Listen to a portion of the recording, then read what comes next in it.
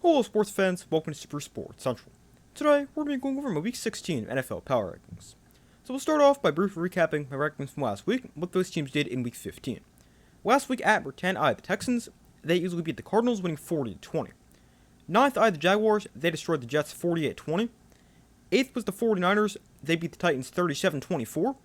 Seventh, I had the Bears. They destroyed the Browns, winning 31-3. Sixth was the Bills. They beat the Patriots 35-31. Fifth, I had the Packers. They lost to the Broncos 34-26. Fourth was the Broncos. They obviously beat the Packers 34-26. Third, I had the Seahawks. They barely beat the Colts, winning 18-16. Second, I had the Rams. They beat the Lions 41-34. And number one, I had the Patriots, and they lost to the Bills 35-31. But getting into this week's rankings, beating things at number 10, I've got the Texans. So the Texans, they've remained here at number 10 after a nice win over the Cardinals, winning 40-20. And this is a good win for the Texans because they got off to a good start, leading 17-0 at the end of the first quarter, and they never trailed in this game. But the offense was great for the Texans, putting up 40 points, and CJ Stroud had a nice game, throwing for 260 yards and 3 touchdowns, and Nico Collins also found the end zone twice. And then on the ground, the Texans, they also ran the ball effectively, rushing for 143 yards. And running back Jawar Jordan made his NFL debut, and he had over 100 yards. So shout out to him for having a good game. And then the defense for the Texans, they're also pretty good, as they ended up allowing 20 points, they got 2 sacks, and forced 2 turnovers. But a nice win for the Texans. They're one of the hottest teams in the NFL. They've now won 6 games in a row, and after the win, I've got them at number 10. Ninth, I've got the Jaguars. So we've got another AFC South team staying where I had them last week, as I've got the Jaguars at number 9, after they dominated the Jets, winning 48-20. And this is a nice win for the Jaguars, and the offense was amazing with 48 points. And Trevor Lawrence, he also played really well, and he had arguably the best game of his career, as he had 330 passing yards and 5 passing touchdowns, plus he also ran for 51 yards and another score. And Trevor Lawrence, he's been playing really well over his last 3 games, as in that span, he has 10 touchdowns and 0 interceptions. But then outside of Trevor Lawrence, Travis Etienne also had a nice game, especially as a receiver, as he caught 3 passes for 73 yards, and all 3 of them went for touchdowns. And it's a good thing Etienne did have a good game as a receiver, because he didn't run the ball too effectively, which is 32 rushing yards. And outside of Trevor Lawrence running the football, it really wasn't great for the Jaguars, as not including the Lawrence runs, they ran for just 57 yards. Although, clearly that didn't stop the offense, as they were able to put up 48 points, which is actually the most points they've scored in 10 years, as it's their most points since Week 14 of the 2015 season, when they scored 51 against the Colts. And then the defense for the Jaguars, they're also great, as they allowed just 20 points, they got 3 sacks, and forced 3 turnovers. But this was a dominant win for the Jaguars. Like the Texans, they're one of the hottest teams in the NFL. They currently lead the division at 10-4, and it's their first 10-win season since 2017, and I've got the Jaguars at number 9. Eighth, I have the 49ers. So the 49ers, they've remained here at number 8, after they beat the Titans by a score of 37-24. And this is another pretty good win for the 49ers. The offense, they played well, putting up 37 points, and Brock Purdy had his best game of the season, as he threw for 295 yards and 3 touchdowns, 2 of them to Jawan Jennings. And then on the ground, the 49ers, they're also pretty good, as they ran for 138 yards and a touchdown, although they weren't too efficient, averaging just 3.6 yards per carry. And then the defense for the 49ers, they were also decent, as they ended up allowing 24 points and over 300 yards, but they did play pretty well, although their run defense wasn't amazing, as they allowed 136 rushing yards on 6.8 yards per attempt. But this is still a pretty good win for the 49ers, definitely not their best win, as they did end up allowing 24 points against a pretty bad offense, but the offense looked good. The 49ers, they picked up another win. They're now 10-4 on the season, and I've got them at number 8.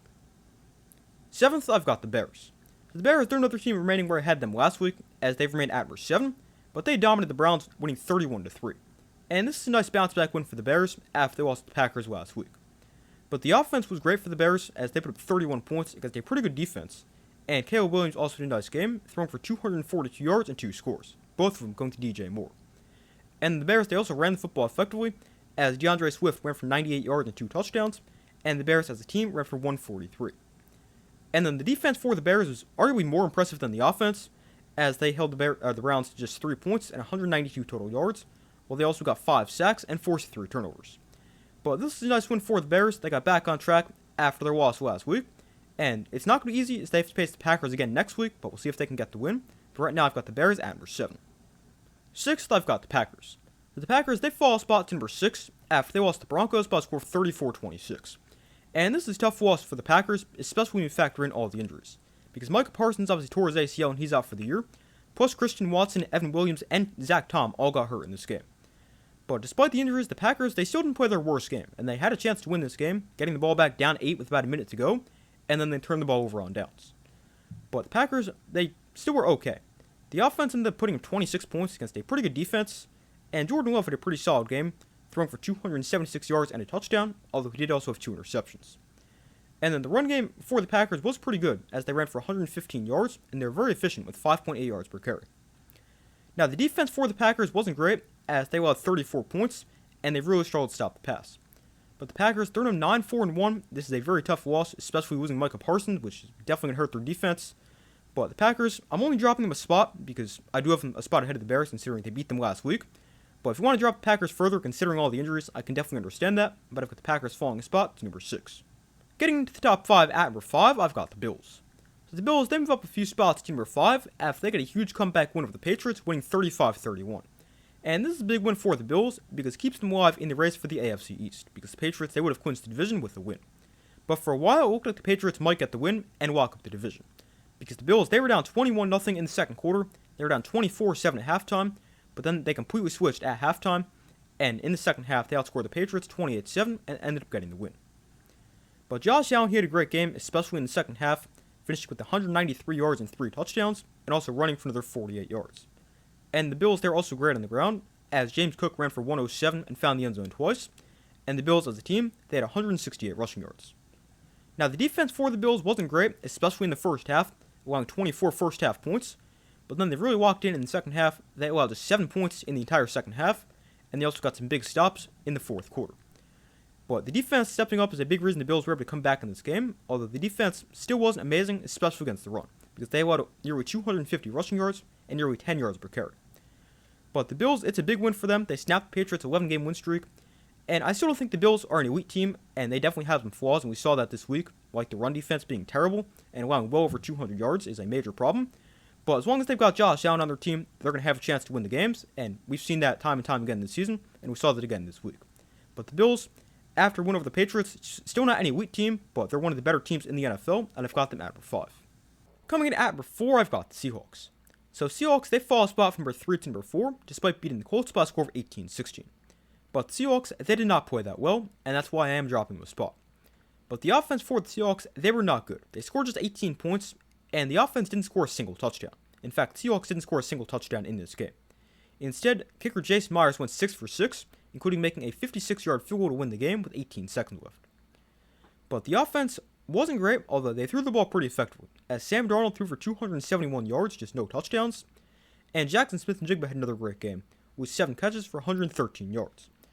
But they threw the ball well, just couldn't find the end zone, and it's a good thing they threw the ball well, because the run game is pretty much non-existent, as they ran for just 50 yards on 2.3 yards per attempt.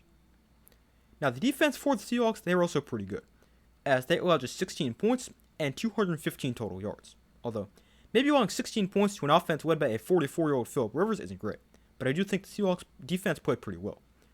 But the Seahawks, they got the win. It wasn't pretty. I guess you could say that is what matters, which is kind of true. But despite the win, I am dropping them a spot from number 3 to number 4, but I still think the Seahawks are a great team. Coming in at number 3, I've got the Patriots. The Patriots, they fall a couple spots from number 1 to number 3 after they lost to the Bills by a score of 35-31. And the Patriots, they got off to a great start in this game, as they were up 24-7 at halftime, but then they just fell apart in the second half, and they were outscored by 21 points. But the offense for the Patriots was pretty good, despite Drake May not playing his best game, as Drake May finished the game with just 155 yards and an interception, although he did have 2 touchdowns on the ground. But Drake May, he also wasn't very good in the second half, with just 5 completions for 47 yards, and he also threw a pick. And his struggles in the second half definitely helped the Bills come back. But while the Patriots, they didn't throw the ball that well, they were great on the ground, as Travion Henderson ran for 148 yards and 2 touchdowns, and the Patriots as a team, they ran for 246 and 4 scores on 9.8 yards per attempt. Now, the defense for the Patriots, they were pretty similar to the offense. A great first half, not great in the second half, as they ended up allowing 35 points and 350 total yards. And the Patriots defense, they were also not good on third down, as they allowed the Bills to convert 8 of their 14 third downs. But the Patriots, it's a tough loss for them, especially considering how dominant they were early in the game. But if you've got to play a full 4 quarters, the Patriots, they did not do that this week. They ended up losing. They have their 11-game win streak snapped, and I've got the Patriots falling to number 3. Second, I've got the Broncos. So the Broncos, they jump up a couple spots to number 2, after taking a nice win over the Packers, winning 34-26. And this is a good win for the Broncos, especially offensively, because the offense played well, putting up 34 points, and Bo Nix had arguably the best game of his career, as he went 23 of 34 for 302 yards and 4 touchdowns. And Courtland Sutton also had a good game, with 7 catches for 113 yards, and he found the end zone. And it's a good thing Bo Nix played well, and they threw the ball effectively, because the run game wasn't great, as the Broncos ran for just 89 yards on 2.9 yards per attempt, and their longest run was 8 yards. Now, the defense for the Broncos, they were okay. They didn't end up allowing 26 points, but they did force 2 turnovers. They got 3 sacks in the game, and they got a couple big stops in the fourth quarter to seal the win. But this is a really good win for the Broncos, and if the offense can play like this more consistently, and if Bo Nix can continue to play well, this is a really dangerous team, and they can definitely win the Super Bowl. But the Broncos, they're now 12-2. They've won 11 games in a row. They have the top seed in the AFC, and I've got the Broncos at number 2. And coming to at number 1, I've got the Rams. So the Rams, they're back up to number 1 after a combination of the Patriots' loss and the Rams win over the Lions. But the Rams, they beat the Lions 41-34, and they played pretty well. Although they didn't get off to the best start, as they were down 24-17 at halftime, but then they were much better in the second half, as they outscored the Lions 24-10. But the offense for the Rams, they were great, and they put up 41 points, and that's now back-to-back 40-point games for this Rams offense. Matthew Stafford, he had a great game, as he threw for 368 yards, 2 touchdowns, and an interception, and Puka Nacua put up huge numbers with 9 catches for 181 yards. And the Rams, they also ran the football effectively, as they ran for 159 yards and 3 touchdowns on 5.9 yards per attempt. Now, defensively for the Rams, they weren't amazing, allowing 34 points and over 300 yards passing, but the defense also wasn't terrible, especially considering they were playing a really good offense. But the Rams, after the win over the Lions, they're now 11-3, they're the top seed in the NFC, and they're back at number 1 in my power rankings. But those are my Week 16 NFL Power Rankings. Thank you guys for watching. Be sure to like this video, subscribe, turn notifications. I do my best to post as often as possible, and I will see you in the next video.